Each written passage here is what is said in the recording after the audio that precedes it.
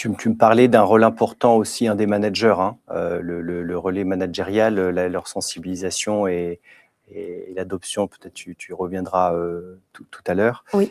mais je sais que ça avait été un des éléments déterminants. Euh, à ce stade de, de ton explication et de ton retour d'expérience, Abiba, on a recueilli avec Clément et les équipes 4 grandes idées reçues, c'est le thème aussi de ce matin, 4 grandes idées reçues sur la SBO au sein des ETI, dont Somfy fait partie, ou des grosses PME. Donc, on en a identifié 4. Alors, je te partage les 2 premières sur lesquelles je vais t'interroger pour avoir ton avis de l'intérieur. Sur la proximité, déjà, on a entendu notre agilité vient de la proximité avec les dirigeants. Or, pour moi, c'est une fausse agilité, parce que la dépendance aux individus n'est pas transmissible. L'agilité relationnelle ne se scale pas, malheureusement. L'agilité systémique, oui.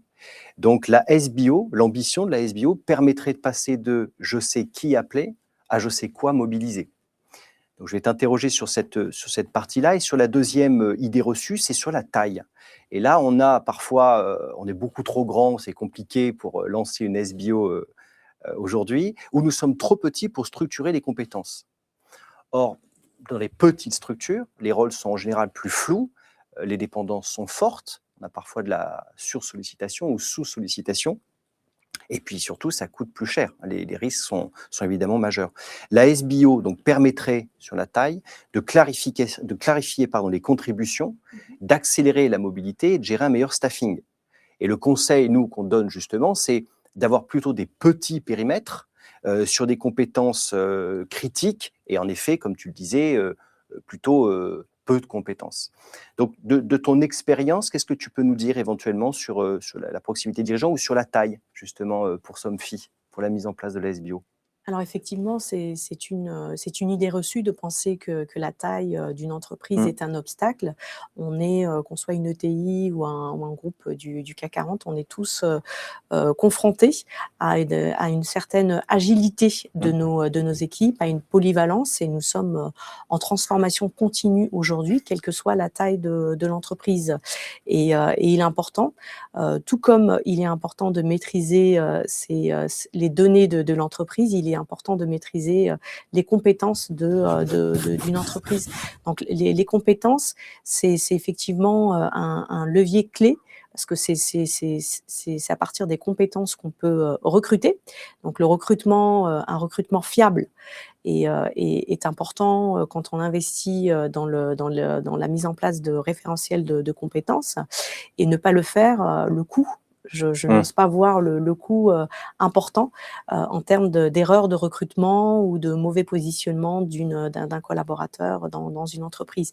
Donc c'est vraiment un levier. Je pense qu'aujourd'hui, ce n'est plus un luxe pour les entreprises de mettre en place des politiques de talent ou des politiques de GEPP, puisque c'est indéniable que c'est un outil de pilotage à la fois pour les managers, mais aussi pour les équipes RH.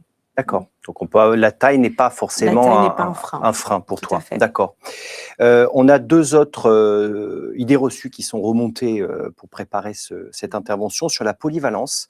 On a eu une remontée, nos équipes sont polyvalentes, donc nous sommes déjà agiles. Moi, mon avis là-dessus, c'est que la polyvalence, certes, elle est individuelle, l'agilité, elle est organisationnelle. Le risque, donc, de ce qu'on peut observer, c'est d'avoir des recrutements du coup opportunistes, peu d'anticipation et pas de vision des compétences du futur. Donc la SBO permet un alignement justement des stratégies business avec les compétences recherchées, une anticipation des besoins et un meilleur pilotage des écarts critiques. Et la 4e idée reçue sur laquelle je t'interroge aussi, c'est cette notion d'accompagnement. J'ai vu 2 cas différents, on se débrouille seul, on fait appel à l'externe. On m'a remonté, l'accompagnement externe pourrait nous coûter cher et rigidifier notre organisation. Or, de notre principe, mais je suis un peu évidemment jugé parti, faire soi-même, il me semble, coûte plus cher. Parce que vous avez des non-experts dans les équipes qui sont mobilisés sur un day-to-day déjà assez chargé, pas de prise de recul, et les erreurs, là, peuvent coûter très cher. Donc j'aimerais aussi pouvoir t'entendre là-dessus, sur ces deux idées reçues, donc de la polyvalence et de l'accompagnement externe. Oui, alors sur le premier sujet, sur la polyvalence, effectivement, les équipes, sont plus ou moins polyvalentes. Toutes les entreprises sont enclins à mettre en place des politiques de mobilité, interne, et je dirais que cette polyvalence, il faut être en mesure de la capturer et de la cartographier. C'est important de comprendre, quelles sont les forces en présence, les compétences que nous avons, au sein d'une organisation. Avoir la polyvalence sans pilotage, Mmh. c'est un peu compliqué de nos jours. Donc effectivement, même si on a des équipes polyvalentes, il est important de cartographier les compétences pour, favoriser les mobilités qu'on peut, piloter et planifier pour, anticiper les besoins de demain, mais aussi, les compétences qui peuvent devenir obsolètes, puisque certaines compétences, aujourd'hui, Mmh. sont obsolètes très, très rapidement. Tu en parlais, en début de cette session, l'IA bouleverse énormément nos processus métiers, et il est important de prendre un peu de recul par rapport à ces compétences. Et pour répondre, au 2e point sur l'accompagnement, il est vrai qu'effectivement ça peut être, il y a 2 sujets. Le premier sujet, on a la tête dans le guidon et c'est compliqué de pouvoir prendre ces sujets de A à Z avec une vision, 360 sur le sujet. Donc c'est important d'être accompagné, d'avoir quelqu'un une société ou un consultant qui peut nous aider à prendre un peu de recul et qui peut challenger, avoir un œil frais sur ce sujet-là, avoir des benchmarks par rapport à notre taille d'entreprise, à notre contexte métier, ça peut être aussi intéressant. Et puis le 2e sujet aussi, c'est de se dire, d'apporter une crédibilité, parce que nous, Mmh. les RH, on a tendance Ah aussi ouais. à ce qu'on nous dise: «Ah bah oui, mais tu vas porter ce sujet, tu portes le Ouais, L&D, ouais. comment se fait-il que tu as toutes ces casquettes? Est-ce qu'on a vraiment besoin de ça? Est-ce que tu es vraiment en capacité de m'accompagner? Quelle va être la charge de travail?» Et le fait d'être accompagné, ça libère un peu plus, la parole aussi, pour l'ensemble des équipes. Donc c'est un sujet qui peut être aussi, adressé par l'accompagnement, et qui permet d'avoir, un peu de respiration pour la direction, L&D ou les responsables formation aussi. J'ouvre une parenthèse sur les outils. Est-ce qu'il faut des outils, pour, accompagner tout ça? Pareil, certains nous ont dit: «Non, on peut tout faire nous-mêmes, avec nos équipes». D'autres disent: «Non, il faut s'équiper d'outils spécialisés». Comment ça marche et qu'est-ce que vous avez Moi, je fait? trouve que c'est dommage de s'en passer, puisqu'aujourd'hui, on a des outils qui sont très, très Mmh. performants. Claude, a Mmh. sorti pas mal d'outils sur la partie skills. Skills GPT aussi est plutôt performant. Donc on a des petits nudges qui peuvent nous aider à démarrer. Ce serait dommage de partir C'est vrai que l'IA aide beaucoup pour ces tout sujets-là. à fait. En tout cas, c'est ce qui L'IA se ne dit. fait pas tout, Il ne mais fait pas tout. partir d'une feuille blanche, c'est un peu dommage quand on a ces outils qui peuvent nous aider à partir des fiches de poste, des descriptifs de poste, des contextes de l'organisation, des feuilles de route, de la stratégie. On peut, concevoir des embryons, de référentiels de compétences avec des revues, des managers, comme je l'ai dit auparavant, parce que c'est tout à fait dans la co-construction, puisqu'il ne faut pas jargonner. Il faut vraiment que les définitions et les descriptions de ces compétences correspondent à la réalité de terrain et à la réalité, future, que les équipes puissent se retrouver dans ces, libellés de compétences. Donc il y a quand même un travail qui est demandé par les équipes, managériales, et il faut un chef d'orchestre, donc que ce soit, une personne qui est dédiée sur le sujet en interne ou un consultant externe, il y a une gouvernance, à mettre en place. Je rebondis sur vos 2 sujets, Abiba, Clément. Bon, sur les outils, la data, on sait que c'est un des éléments clés, hein, il y a quand même beaucoup de data dans une entreprise de 6 500 personnes. Donc il y a un travail souvent qui est préparé en amont. En effet, comme tu le dis, souvent dans une gouvernance avec un regard externe. On a, et puis Clément, on est très investi, Clément et moi, sur EdTech France. Mmh. On a quand même de magnifiques entreprises françaises qui ont beaucoup investi et intégré les nouveaux outils de l'IA au quotidien pour les retraduire en approche fonctionnelle pour ces sujets-là, compétences. Je ne les citerai pas aujourd'hui parce qu'il y en a beaucoup. Ils sont complémentaires et j'invite vraiment notre audience à se pencher aussi sur, non pas directement brut, les outils IA existants, surtout américains ou autres, mais pouvoir commencer à voir ce qui est fait au niveau français par ces formidables sociétés qu'on a qui savent déjà traduire, intégrer, accompagner les clients sur des use cases de métier. Et tu me disais aussi sur l'aspect externe, ce qui avait beaucoup plu, c'est l'accompagnement de la gouvernance, la crédibilité, donc avec avoir un sponsor, une direction générale, et je pense que d'avoir un appui externe avec des consultants confirmés en la matière peut aider et que ça avait donné aussi confiance aux équipes. Et j'avais apprécié. Tout à fait, tout à fait. C'est un sujet, effectivement, quand on est accompagné par un consultant, c'est un sujet, effectivement, qui les équipes se disent, c'est un sujet qui est important puisqu'il est porté par la direction et on a un accompagnement qui est dédié. Donc, c'est aussi un message qui est assez crédible. D'ailleurs, si je me trompe, tu as presque joué un rôle de consultante au sein de Somfy parce que tu as eu une expérience aux États-Unis où tu avais déjà commencé à toucher à ces sujets-là de mémoire. Tout à fait, tout à fait. Je suis certifiée en compétences, en competency design et effectivement, j'avais travaillé dans le oil and gas avec Exxon où j'avais mis en place pas mal de référentiels de compétences. Donc, c'est vrai qu'aux États-Unis, l'approche SBO existe déjà depuis une quinzaine d'années. Oui, tout à fait. Donc, tu avais cette double casquette d'acteur et en même temps consultante interne. J'avais quand même fait appel à une consultante externe tout à fait pour travailler avec moi sur ce sujet-là. C'est vrai.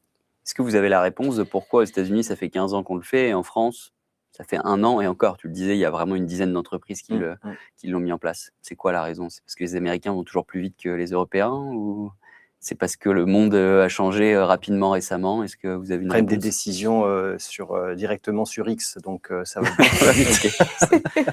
Non, je pense... Je pense qu'il y a une notion qui est très importante aux États-Unis et moi, quand j'ai travaillé aux États-Unis, c'est le retour sur investissement. C'est-à-dire qu'aux États-Unis, quand on recrute quelqu'un, on est tout de suite dans l'attente de voir ces compétences mises en œuvre. Donc, évaluer les compétences et s'assurer qu'on a mis la bonne personne au bon endroit avec les bonnes compétences, c'est un élément clé. Et si on se trompe, on peut tout de suite rectifier le tir très, très vite, ce qui n'est pas le cas en France. Et de se dire, c'est un investissement sur du long terme. Donc, je recrute cette personne, pas seulement sur ses compétences passées, mais sur ses compétences et ses aptitudes futures. Donc, je fais le pari que cette personne va avoir un potentiel important sur les 2-3 prochaines années. Et je l'évalue pour démontrer que ces compétences sont au rendez-vous. Donc, c'est pour ça que c'est un sujet qui est très prenant. Aux États-Unis, aujourd'hui, on est beaucoup plus dans les politiques dans le recrutement, on regarde beaucoup plus les compétences, les certifications. Il y a énormément d'accréditations dans tous les métiers, des communautés où les gens doivent montrer patte blanche. C'est pas tellement par rapport à l'entreprise où on a travaillé ou l'expérience qu'on a, mais l'accréditation par les pairs, par des centres d'excellence qui est valorisée et qui est demandée dans les recherches d'emploi. Donc c'est un élément qui est très très important. On entend beaucoup parler des badges et autres. Donc, c'est quelque chose qui existe depuis une dizaine d'années. Ce qui, chez nous, en France, est plutôt à un stade, je dirais, embryonnaire. Oui, en gros, là-bas, le salarié, c'est du ROI avant tout et du business, quoi, d'après ce que je comprends et ce que j'ai pu observer, d'où cette avance de ta bonne question, Clément, et de ta réponse que tu l'as vécue de l'intérieur. Habiba, pour en revenir à Somfy, où en êtes-vous, du coup, actuellement, et quelles sont les prochaines étapes? Alors, chez Somfy, on a effectivement sur la partie, tu me posais la question Clément, sur la partie conduite du changement, donc on a fait pas mal de pilotes. Donc, on a fait quelques pilotes qui ont plutôt bien fonctionné. Donc là, on est en phase d'industrialisation. On prépare ces référentiels pour l'ensemble des métiers et on s'appuie aussi sur la solution 360 Skills qui va nous permettre d'intégrer ces référentiels de compétences et de les distiller dans tous nos processus RH. Ils sont déjà intégrés dans les feuilles de route des fonctions, mais maintenant, on va les instiller dans les processus RH, dans nos outils de SIRH et dans l'outil 360 Skills. D'accord, merci Habiba. Merci déjà pour cette arrivée de témoignage que je trouve passionnant. Merci vraiment d'être venu, c'est important pour nous. C'est un cas qui est concret, qui est réel, qui est réussi, qui est précurseur, tu fais partie des précurseurs. Il y a certainement à essuyer des plâtres, mais au bénéfice des autres. Une petite synthèse déjà sur les 4 préjugés qu'on a évoqués tout à l'heure. On voit bien que les entreprises, en tout cas en France, dans certaines tailles, confondent parfois vitesse court terme et performance long terme. Ça reste souvent dans l'informel, dans l'intuitif, dans le non piloté parfois, plutôt PME. Donc en synthèse, la SBO, de ce que j'en retiens, de ce qu'on évoque ensemble depuis un moment, c'est elle permet une fluidité des ressources pour une amélioration de l'efficacité, une décision sur la base de données, de créer des liens plus directs aussi avec les priorités, et puis une allocation quand même dynamique et systémique des ressources. Hein, c'est cette agilité-là qui va compter. Pour Abiba, peut-être pour finir, est-ce que tu aurais un message plus personnel à adresser aux ETI qui nous écoutent ou aux PME, avec des directeurs formation qui seraient en ligne et qui diraient, tiens, pourquoi pas moi? Voilà, quel message d'encouragement tu pourrais leur adresser? Alors, moi, le message par rapport à mon retour d'expérience, je dirais que c'est plutôt une phase exploratoire. Donc, j'encourage les directions formation à tester, à explorer ce sujet, à le faire découvrir aux équipes, parce que parfois, ça peut paraître flou pour certaines directions métiers. Donc, de sensibiliser les équipes et autour de ce sujet de Skills-Based Organization, et de démarrer par un ou deux pilotes, de commencer vraiment petit, step by step, pour pouvoir lancer ce sujet. Donc, c'est un sujet qui est passionnant et qui apporte de la valeur ajoutée à l'ensemble des collaborateurs, parce que c'est très important pour les collaborateurs de comprendre les opportunités de développement, de mobilité interne, et aussi pour l'entreprise en termes de marque employeur, d'être en capacité d'identifier les compétences qui sont requises pour des missions données. Je ne parle pas de postes, mais des missions données. C'est un élément qui est vraiment moteur pour la marque employeur. Et j'ai bien aimé les termes que tu as dit, donc je les cite dans ces messages-là. C'est faire simple, démarrer avec ce qui compte, s'attacher au métier, du concret, du terrain, et ne pas laisser la culture de côté. Et tu l'as résumé par un cocktail. Alors, c'est pas l'heure des cocktails, mais le cocktail, tu nous as dit simplicité, pertinence métier et vigilance à la culture. Tout à fait. Voilà. Tout à fait, c'est bien résumé. Ben, c'est de toi et je me suis permis de le reprendre.